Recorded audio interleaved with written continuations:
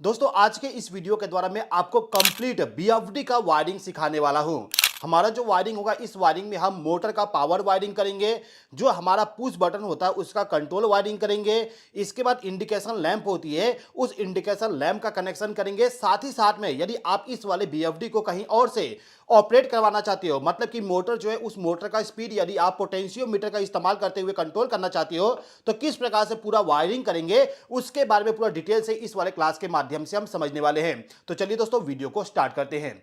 देखिए दोस्तों, सबसे पहले यदि आपके पास में कोई बीएफडी आता है, उसका यदि आपको वायरिंग करना है, तो वायरिंग करने के लिए हमेशा उसका जो वायरिंग डायग्राम है, मतलब कि मैनुअल है, उस मैनुअल को एक बार जरूर रीड कर लीजिएगा, जिससे कि आपके पास में जो बीएफडी है उस बीएफडी का स्पेसिफिकेशन पता चल जाए कि कहां पे कौन सा वायर कनेक्ट किया जाएगा। जैसे कि आप देखोगे यहां पे मेरा जो बीएफडी है सीमेंस कंपनी का बीएफडी है, जो कि मेरा V20 मॉडल नंबर का है। अब ये जो बीएफडी है ना, इस बीएफडी का मैंने यहाँ पे मैनुअल का पूरा प्रिंट आउट निकाल के रख लिया हो, और इसी वायरिंग डायग्राम को हम फॉलो करेंगे। साथ ही साथ में सीखेंगे कि कौन सा वायर क्यों किस लिए कनेक्ट किया जाता है। देखिए, सबसे पहले यहाँ पे हमें यदि वायरिंग करना हो तो इस बीएफडी को हमें इनकमिंग पावर सप्लाई देना पड़ेगा, और इनकमिंग पावर सप्लाई के लिए ना नॉर्मली यदि आप वायरिंग डायग्राम नहीं देखोगे तब भी आप कनेक्शन कर सकते हो। आपको सिंपली क्या करना है, इसके इस साइड में यदि आप देखोगे तो यहां पे L और N करके टर्मिनल आपको देखने को मिल जाएगा। तो जहां पे L1 L2 या फिर L1 N लिखा हो, वहां पे आपको इनकमिंग पावर सप्लाई देना होगा। अच्छा, किसी किसी बीएफडी में आपको यहां पे 3 टर्मिनल मिलेगा इनपुट पावर सप्लाई के लिए। यदि आपके बीएफडी में इनपुट साइड में 3 टर्मिनल मिलता है और वहां पे L1 L2 L3 लिखा हुआ मिल जाता है, तो आप समझ लीजिएगा कि बीएफडी को आपको 3 फेज का इनकमिंग पावर सप्लाई देना है। फिलहाल के टाइम पे मेरे पास में जो बीएफडी है सिंगल फेज वाली है। यदि आप देखना चाहो तो इसका जो यहाँ पे डाटा शीट है इसको भी देख सकते हो। इनपुट में हमें केवल 200 से लेकर 240 वोल्ट का इनपुट पावर सप्लाई देना है, और आउटपुट में हमें यहाँ पे 0 से लेकर इनपुट वोल्टेज देगा। मतलब कि इनपुट वोल्टेज जितना कनेक्ट करेंगे वही आउटपुट वोल्टेज होगा, लेकिन हमारा आउटपुट वोल्टेज 3 फेज सप्लाई वाली होती है। तो यहां पे जो मेरा बीएफडी है, इस बीएफडी के साथ इनकमिंग पावर सप्लाई ऑलरेडी मैंने कनेक्ट करके रख दिया हो। अब इस बीएफडी का जो आउटपुट टर्मिनल होता है, आउटपुट टर्मिनल आपको नीचे साइड में देखने को मिलेगा UVW के नाम से। यू टर्मिनल से आपको R फेज का पावर सप्लाई मिलेगा, V टर्मिनल से Y फेज का पावर सप्लाई, और W टर्मिनल से आपको B फेज का पावर सप्लाई मिलेगा। तो उस पावर सप्लाई के साथ में आपको 3 वायर कनेक्ट करना होगा, और उसके जरिए पावर सप्लाई जो है आपके मोटर को चला जाएगा। यहां पे मैं मोटर को ऑलरेडी कनेक्ट करके रखा हूं, मतलब कि पावर वायरिंग ऑलरेडी कर दिया हूं। इतना कनेक्शन तो आपको मालूम होगा, इसमें ज्यादा एक्सप्लेनेशन करने की आवश्यकता है नहीं। मेन कहानी आता है इसका कंट्रोल वायरिंग में।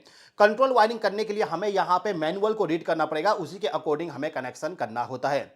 अब ये जो डायग्राम है, इस डायग्राम में यदि आप देखोगे तो यहां पे पावर वायरिंग के बारे में बताया गया है कि पावर वायरिंग जो होता है वो हमारा L1 L2 टर्मिनल पे कनेक्ट किया जाएगा सिंगल फेज के लिए, और यदि हमारे पास में बीएफडी है 3 फेज वाली, तो उसको हमें L1 L2 L3 के साथ कनेक्ट करना होगा। आउटपुट पावर सप्लाई हमें UVW के साथ मिलेगा, जो कि यहां पे ऑलरेडी कनेक्शन किया गया है और आपको मैंने बता दिया। अब देखिए, इसी वाले मेन सर्किट में आप देखोगे यहाँ पे DC प्लस DC माइनस लिखा हुआ है। इसके साथ में यहाँ पे एक ब्रेक रेजिस्टर को कनेक्ट किया जाता है। यदि आप चाहते हो कि जो आपका बीएफडी है उस बीएफडी को स्टॉप करने के बाद में जो इसके अंदर एनर्जी स्टोर हो जाता है, उस एनर्जी को यदि आप डिस्चार्ज करना चाहते हो, तो इसके लिए आपको इसका जो ब्रेक रेजिस्टर है उसका इस्तेमाल करना पड़ेगा। उसको कनेक्ट करने के लिए यहाँ पे बताया गया है कि जो हमारा और DC प्लस और DC माइनस टर्मिनल है उसके साथ कनेक्ट करना होगा। तो जैसे कि आप देखोगे यहाँ पे जो हमारा आउटपुट टर्मिनल है, इसी आउटपुट टर्मिनल के नीचे में यहाँ पे DC minus DC plus terminal है। तो इन दो टर्मिनल के साथ में आपको ब्रेक रजिस्टर को कनेक्ट करना होता है। अभी के टाइम पे मेरे पास में ब्रेक रजिस्टर नहीं है, तो इसको हम स्किप करते हैं। यदि आपके पास में ब्रेक रजिस्टर हो तो उसका जो 2 वायर है उसको लाके यहाँ पे कनेक्ट कर दीजिएगा, कनेक्शन हो जाएगा। इसके अलावा इस बीएफडी को अर्थिंग के साथ कनेक्ट करना होता है, तो अर्थिंग वाली वायर यहाँ पे कनेक्ट हो जाएगा। ठीक है, अब यहां पे जो हमारा कंट्रोल टर्मिनल है, इसमें आप देखोगे यहां पे DI1 DI2 DI3 DI4 इस प्रकार का 4 टर्मिनल हमें मिलता है। इन चारों टर्मिनल पे हमें सिग्नल देना होता है कि हमारा जो बीएफडी है उस बीएफडी के जरिए मोटर को चालू करना है, मोटर को बंद करना है, स्पीड को चेंज करना है। यदि आपको बीएफडी को किसी प्रकार का सिग्नल देना है, डिजिटल वाली सिग्नल, DI का मतलब होता है digital input 1, digital input 2, digital input 3 और डिजिटल इनपुट 4। 4 यहां पे डिजिटल इनपुट दिया गया है। तो ये जो चारों टर्मिनल है, इन चारों टर्मिनल पे यदि आप डिजिटल सिग्नल देना चाहते हो तो इसके लिए आपको यहां पे पुश बटन का इस्तेमाल करना पड़ेगा, और पुश बटन से power supply DI1 DI2 DI3 DI4 पे आएगा। जैसे कि मैं आपको इस बीएफडी के ऊपर दिखाऊं तो यहां पे आप देखोगे जो टर्मिनल है उस टर्मिनल का डिटेल लिखा हुआ है। जैसे कि आप देखोगे यहाँ पे DI1 लिखा हुआ है, मतलब कि नीचे साइड का जो टर्मिनल है ना, उसमें जो यहाँ पे इसके सामने टर्मिनल है, ये 8 नंबर का टर्मिनल, ये टर्मिनल हमारा DI1 है। 9 नंबर का टर्मिनल DI2 और 10 नंबर का DI3 और 11 नंबर का टर्मिनल हो गया DI4। ये 4 टर्मिनल है जिसपे हमें डिजिटल सिग्नल देना होता है। डिजिटल सिग्नल कौन सा होगा? हमारे पुश बटन के जरिए जो सिग्नल आएगा वो वाला। मतलब कि यदि मैं इस BFD के जरिए मोटर को चालू करना चाहता हूं तो स्टार्ट बटन को प्रेस करूंगा, तो स्टार्ट पुश बटन को प्रेस करने के बाद जो सिग्नल आएगा वो सिग्नल हमारा डिजिटल इनपुट पे ही आता है। किसी भी कंपनी का BFD आप ले लो, वहां पे जो डिजिटल इनपुट टर्मिनल होगा उसी पे आपको सिग्नल देना होता है। तो ये जो पुश बटन है इसका कनेक्शन करने के लिए मैंने ऑलरेडी यहां पे थोड़ा सा कनेक्शन करके रखा हूं। जैसे कि आप देखोगे यहां पे मेरा पुश बटन का एलिमेंट लगा हुआ है। अब इन सभी एलिमेंट पे आप देखोगे यहां पे इनकमिंग पावर सप्लाई के लिए मैंने लूपिंग करके रखा हूं। मतलब कि इस पुश बटन को जो इनकमिंग पावर सप्लाई आएगा वो सभी के सभी में सेम टू सेम आएगा, इसलिए मैंने यहां पे एक वायर के जरिए इनका लूपिंग कर दिया हूं। अब यहां पे एक और वायर है, ये वाली वायर। इस वायर के जरिए हम इस वाले पुश बटन को सिग्नल देंगे। मतलब कि इनकमिंग पावर सप्लाई यहां पे आएगा, फिर इस वाले पुश बटन को प्रेस करेंगे तो सिग्नल जो जाएगा वो हमारा DI1 टर्मिनल पे जाएगा। अब ये जो सभी पुश बटन है इनको पावर सप्लाई कहां से मिलेगा? तो इनको पावर सप्लाई हम चाहें तो एक्सटर्नल SMPS का इस्तेमाल करते हुए प्रोवाइड कर सकते हैं, या फिर हम चाहें तो इसी BFD का जो DC पावर सप्लाई होता है उसी पावर सप्लाई का इस्तेमाल कर सकते हैं। कहां से हमें DC पावर सप्लाई मिलेगा? चलिए मैं बताता हूं। देखिए, जैसे कि आप देखोगे इस वाले डायग्राम में बताया गया कि जो यहाँ पे 24 वोल्ट वाला टर्मिनल है उस टर्मिनल से एक वायर का लूपिंग करके जो हमारा यहाँ पे पुश बटन होगा उन सभी पुश बटन को इनकमिंग पावर सप्लाई प्रोवाइड करना है। मतलब कि 24 वोल्ट का पावर सप्लाई हम यहां से इस्तेमाल कर सकते हैं वायरिंग करने के लिए, या फिर आप चाहो तो 0 वोल्ट का भी इस्तेमाल करके वायरिंग कर सकते हो। डीसी पावर सप्लाई में हम दो टाइप से वायरिंग करते हैं, एनपीएन और पीएनपी। मोस्टली कंडीशन में हम पीएनपी टाइप का वायरिंग करते हैं, तो पीएनपी ही एक्सप्लेन करता हूं। इसके लिए क्या करना होगा? 24 वोल्ट टर्मिनल से एक वायर को कनेक्ट करके सभी पुश बटन को इनकमिंग पावर सप्लाई देना होगा। तो यहां पे देखोगे मेरा एक वायर ऑलरेडी कनेक्ट है इन सभी पुश बटन के साथ में। अब इस वायर को केवल हमें 24 वोल्ट पावर सप्लाई के साथ कनेक्ट करना है। तो इसके लिए मुझे क्या करना पड़ेगा? यहां पे जो मेरा BFD है, इस BFD का जो 24 वोल्ट वाला टर्मिनल है, जैसे कि आप देखोगे यहां पे दो टर्मिनल दिया गया है 24 वोल्ट के लिए और दो टर्मिनल 0 वोल्ट के लिए दिया गया है। ये दो टर्मिनल कौन सा हो गया? तो फर्स्ट वाले यहां पे 13 और 13 नंबर का टर्मिनल, ये दो टर्मिनल हो गया 24 वोल्ट के लिए। तो इस वाले टर्मिनल पे मैं इस वाले वायर को लेके जाता हूं और कनेक्ट कर देता हूं। कनेक्ट करने के लिए सिंपली इसको लेके जाऊंगा और यहां पे एक लॉकिंग सिस्टम दिया गया है, इसको प्रेस करना पड़ेगा और प्रेस करके मैं इसको लगा दूंगा इस प्रकार से और इसको रिलीज कर दूंगा। ये कनेक्ट हो गया, ठीक है। तो इस वायर के जरिए पावर सप्लाई मेरे इस वाले पुश बटन को चला गया। फिर यहां से एक वायर का लूपिंग इसमें है तो इसको भी पावर सप्लाई मिल गया, फिर इसको भी सभी पुश बटन जो है उसको इनकमिंग पावर सप्लाई मिल चुका है। अभी इसके बारे में हम बात नहीं करेंगे, बाद में बात करेंगे, ठीक है। तो इन सभी पुश बटन को पावर सप्लाई मिल गया। अब यहाँ पे पुश बटन जो है इसके जरिए सिग्नल लेके जाना है और BFD के साथ कनेक्ट करना है। तो इसके लिए मैं यहाँ पे एक वायर लेता हूँ। इस वायर को मैं सबसे पहले ये जो स्टॉप पुश बटन है, आप देखोगे ये मेरा स्टॉप पुश बटन है, इस पुश बटन के आउटपुट टर्मिनल पे इसको मैं कनेक्ट कर देता हूँ इस प्रकार से।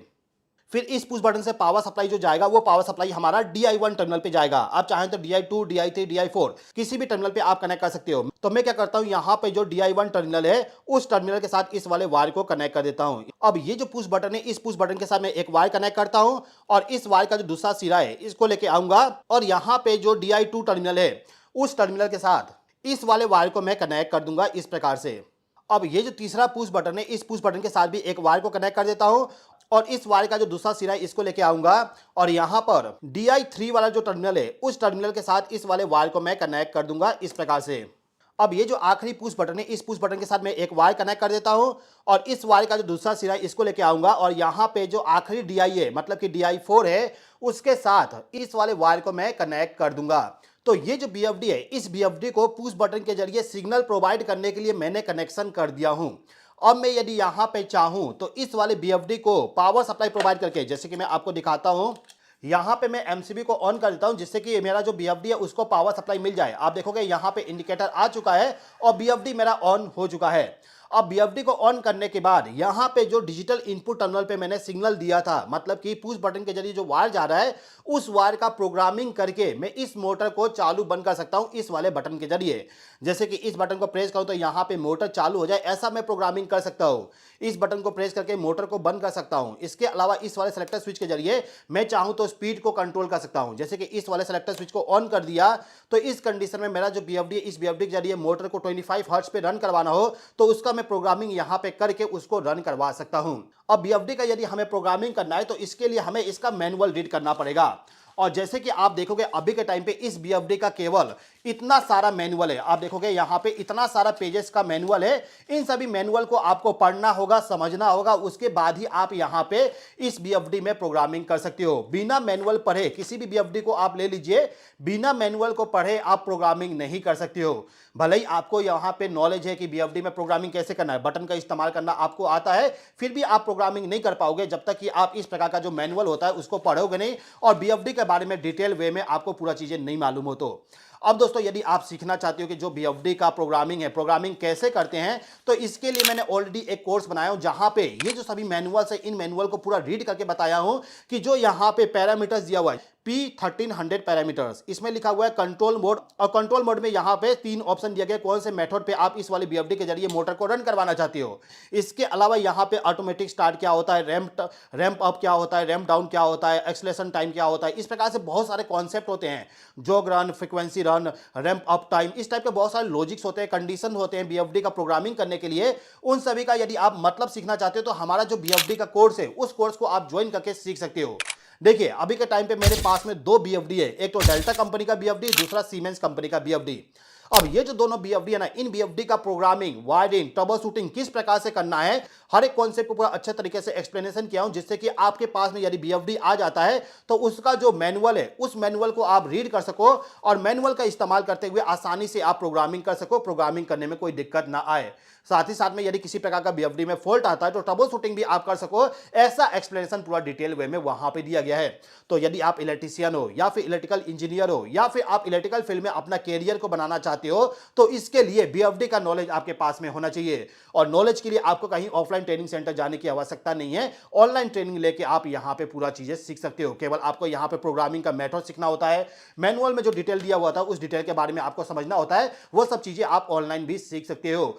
यदि आप बीएफडी के बारे में पूरा कंप्लीट नॉलेज रखना चाहते हो तो इसके लिए हमारा जो कोर्स है उस कोर्स को ज्वाइन कर लीजिएगा। कोर्स का लिंक मैंने डिस्क्रिप्शन में दे दिया हूं। इसके अलावा ये जो मेरा मोबाइल नंबर है 8989044606, इस वाले मोबाइल नंबर पे कांटेक्ट करके आप मुझसे बात कर सकते हो। जो भी आपका क्वारी होगा किसी भी कोर्स के बारे में वो जानकारी आप मुझसे ले सकते हो। इसके अलावा यदि आपको लिंक चाहिए कोर्स का तो आप व्हाट्सएप पे मैसेज कर दीजिए, तो भी मैं आपको लिंक प्रोवाइड कर दूंगा। लिंक के जरिए आप डायरेक्टली इस वाले कोर्स को ज्वाइन कर सकते हो। तो यहां पे जो हमारा डिजिटल वाली वायरिंग है, डिजिटल वायरिंग तो कंप्लीट हो गया।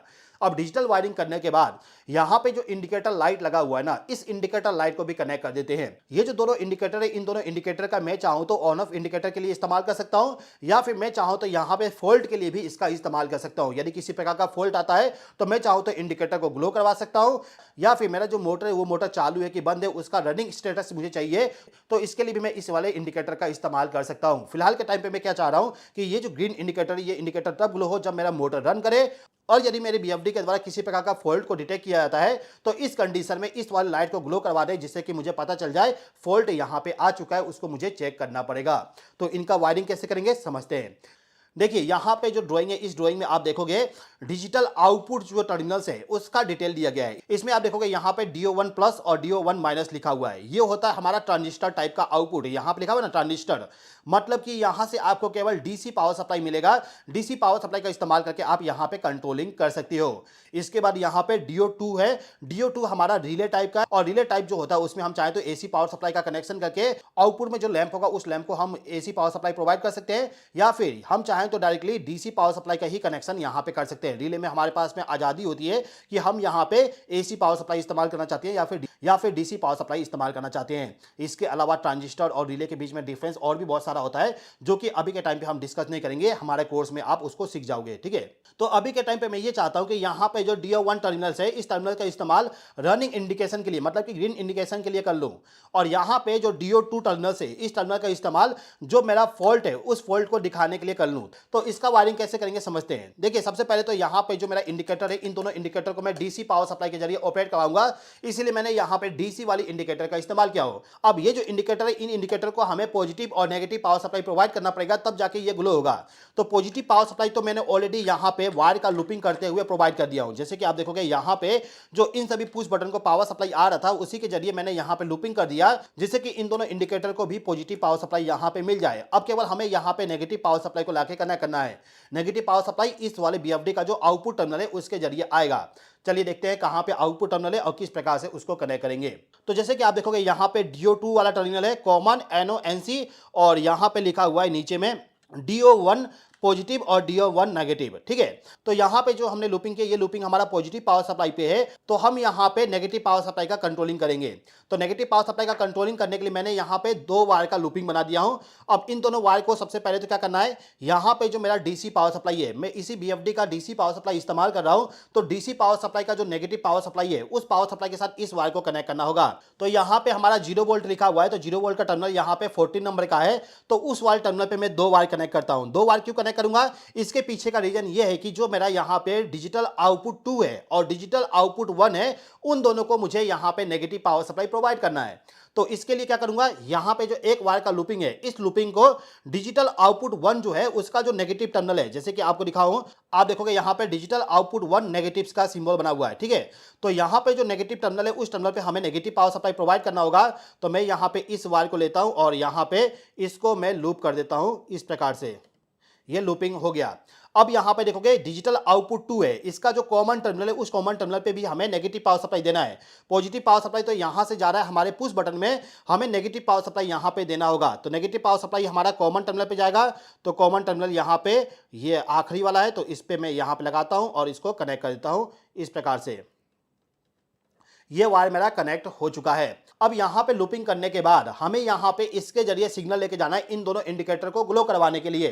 तो इसके लिए मैं यहां पे एक वायर लेता हूं, इस वायर को सबसे पहले यहां पे जो ये येलो वाली इंडिकेटर है, इस इंडिकेटर के साथ कनेक्ट करता हूं। येलो इंडिकेटर मेरा फॉल्ट कंडीशन में ग्लो होगा, तो इस इंडिकेटर वाली जो वायर होगी, इस वायर को मैं DO2 के साथ कनेक्ट करूंगा। अब यहां पे NONC दोनों कॉन्टेक्ट है, हम मोस्टली कंडीशन में NO कॉन्टेक्ट का इस्तेमाल करते हैं, तो NO कॉन्टेक्ट का टर्मिनल ये वाला है बीच वाली, तो इस टर्मिनल के साथ मैं इस वाले वायर को कनेक्ट कर देता हूं इस प्रकार से। अब ये जो इंडिकेटर है इसका इस्तेमाल ऑन के लिए करूंगा, तो इसके साथ मैंने यहां पे एक वायर कनेक्ट कर दिया। इस वायर के जरिए मुझे नेगेटिव पावर सप्लाई प्रोवाइड करना है इस वाले इंडिकेटर को। तो इस वायर का जो एक सिरा इसको लेके आना है और यहां पे जो हमारा DI1 है, DI1 का जो पॉजिटिव टर्मिनल है उस टर्मिनल के साथ इसको कनेक्ट करना होगा। यहां पे पॉजिटिव टर्मिनल है, तो इसके साथ मैं इस वाले वायर को कनेक्ट कर देता हूं इस प्रकार से। तो दोस्तों यहां पे जो पुश बटन और इंडिकेटर है इनका कनेक्शन हमने कर दिया है। कनेक्शन करने के बाद यदि आप डायग्राम को देखोगे तो यहां पे डायग्राम में बोला गया है, यदि आप यहां पे पॉजिटिव टर्मिनल का इस्तेमाल करके कनेक्शन करते हो तो उसके बाद जो यहां पे DIC टर्मिनल है, ये कॉमन टर्मिनल होता है, कॉमन टर्मिनल पे आपको 0 वोल्ट का सिग्नल देना होगा। यदि आप यहां पे 0 वोल्ट का कंट्रोलिंग करते तो इस कंडीशन में पॉजिटिव पावर सप्लाई कॉमन पे देना होता, मतलब कि आपको यहां पे DIC टर्मिनल जो है उस पे पॉजिटिव या फिर नेगेटिव पावर सप्लाई देना है। यदि आप यहां पे कंट्रोलिंग पॉजिटिव से कर रहे हो तो नेगेटिव सप्लाई यहां पे कनेक्ट होगा, और यदि आप यहां पे कंट्रोलिंग नेगेटिव पावर सप्लाई से कर रहे हो तो DIC टर्मिनल पे आपको पॉजिटिव पावर सप्लाई कनेक्ट करना होगा। तो यहां पे मैं क्या करता हूं, अभी के टाइम पे हमने पॉजिटिव पावर सप्लाई का कंट्रोलिंग किया है, तो इस टर्मिनल पे नेगेटिव पावर सप्लाई प्रोवाइड कर देता हूं। DIC पे नेगेटिव पावर सप्लाई मुझे प्रोवाइड करना होगा, तो इसके लिए मैं यहां पे एक वायर का लूप लेता हूं। इस वायर के लूप को ले जाके यहां जो मेरा BFD है, इस BFD का जो नेगेटिव टर्मिनल है, जैसे कि मैंने बताया यहां पे 2 नेगेटिव टर्मिनल है, 13 और 14 नंबर का टर्मिनल। तो 14 नंबर टर्मिनल इसका नेगेटिव वाली है, तो उसके साथ मैं इस वाले वायर को कनेक्ट कर देता हूं इस प्रकार से। अब इस वायर से जो पावर सप्लाई जाएगा वो जाएगा DIC टर्मिनल पे, और देखोगे आप यहां पे हमारा DIC टर्मिनल है, इस जगह पे यहां पे अंदर में DIC लिखा हुआ है, शायद आपको कैमरे में विजिबल ना हो, इस जगह पे DIC टर्मिनल है, तो उस वाले टर्मिनल के साथ में मैं इस वाले वायर को कनेक्ट करता हूं। ऊपर वाला टर्मिनल है, तो इस पॉइंट पे मैं इस वाले वायर को कनेक्ट कर दिया इस प्रकार से। तो ये जो मेरा BFD है, इस BFD के साथ में इंडिकेटर लाइट का भी कनेक्शन कंप्लीट, और ये जो पुश बटन है इनका भी कनेक्शन कंप्लीट हो चुका है। अब दोस्तों यदि आप इस मोटर का जो स्पीड है उस स्पीड को कंट्रोल करना चाहते हो, वो भी एक्सटर्नल पोटेंशियोमीटर का इस्तेमाल करते हुए, मतलब कि इस प्रकार का जो नॉब होता है उसको रोटेट करके यदि आप स्पीड को कंट्रोल करना चाहते हो तो इसका वायरिंग कैसे करेंगे, चलिए इसको समझते हैं। देखिए इसका वायरिंग करने का ना पूरा डायग्राम आपको यहाँ पे मैनुअल में ही मिल जाएगा। जैसे कि आप देखोगे यहाँ पे एनालॉग इनपुट लिखा हुआ है, एनालॉग इनपुट टर्मिनल जो होता है उसी के साथ में आपको पोटेंशियोमीटर को कनेक्ट करना होता है। ये पोटेंशियोमीटर होता है, इस पोटेंशियोमीटर को हमें एनालॉग टर्मिनल पे कनेक्ट करना होगा। पोटेंशियोमीटर होता क्या है मैं आपको थोड़ा सा समझा देता हूं। देखिए पोटेंशियोमीटर को हम यहाँ पे डीसी पावर सप्लाई देते हैं, यहाँ पे 10 वोल्ट का। अब 10 वोल्ट का पावर सप्लाई जो देंगे वो आउटपुट में हमें यहाँ पे बीच वाले पॉइंट से मिलेगा इस वाले वायर के जरिए। अब इससे पावर सप्लाई जो आएगा वो पावर सप्लाई हम कंट्रोल कर सकते हैं। जैसे कि ये जो पोटेंशियोमीटर है इसको को यदि मैं इस प्रकार से रोटेट करूं तो इसका जो आउटपुट वोल्टेज है, आउटपुट वोल्टेज चेंज होते रहेगा और उसी वोल्टेज का सिग्नल हम बीएफडी को देते हैं और बीएफडी उसको स्केलिंग करके मोटर के स्पीड को कंट्रोल करता है। अब इस पोटेंशियोमीटर का जो पॉजिटिव वाली वायर है, मतलब कि जिसके जरिए इसको पॉजिटिव पावर सप्लाई मिलेगा, उस वायर को लेके आना है और बीएफडी का जो एनालॉग टर्मिनल होता है उसके साथ कनेक्ट करना होगा। अब इस बीएफडी में आप देखोगे यहां पे 10 वोल्ट का टर्मिनल है, तो इस टर्मिनल पे हमें 10 वोल्ट का पावर सप्लाई मिलेगा। तो इसके लिए मैं क्या करूंगा, ये जो मेरा पोटेंशियोमीटर है इसको 10 वोल्ट का जो पावर सप्लाई जाएगा वो इसी टर्मिनल से जाएगा। तो इस टर्मिनल पे मैं एक वायर को कनेक्ट कर देता हूं। 10 वोल्ट के टर्मिनल पे मैंने यहाँ पे एक रेड वायर को कनेक्ट कर दिया जिसके जरिए पोटेंशियोमीटर को 10 वोल्ट का पॉजिटिव पावर सप्लाई मिलेगा। अब इसी बीएफडी में आप देखोगे ना तो यहाँ पे 0 वोल्ट का टर्मिनल है, तो 0 वोल्ट का जो टर्मिनल है उस टर्मिनल के साथ में हमें ब्लैक वायर को कनेक्ट करना होगा जिससे कि पोटेंशियोमीटर को 10 वोल्ट का पूरा पावर सप्लाई मिल जाए, पॉजिटिव और नेगेटिव दोनों मिल जाए। तो 0 वोल्ट का टर्मिनल कौन सा है, यहाँ पे ये वाला, मतलब कि 5 नंबर का टर्मिनल इसका 0 वोल्ट वाली है। तो उस टर्मिनल के साथ मैं इस वाले वायर को इस प्रकार से कनेक्ट कर देता हूं। ये वायर मेरा कनेक्ट हो चुका है। अब केवल हमें यहाँ पे इस पोटेंशियोमीटर को रोटेट करने पे सिग्नल जो आएगा वो सिग्नल इस वाले बीएफडी को प्रोवाइड करना है।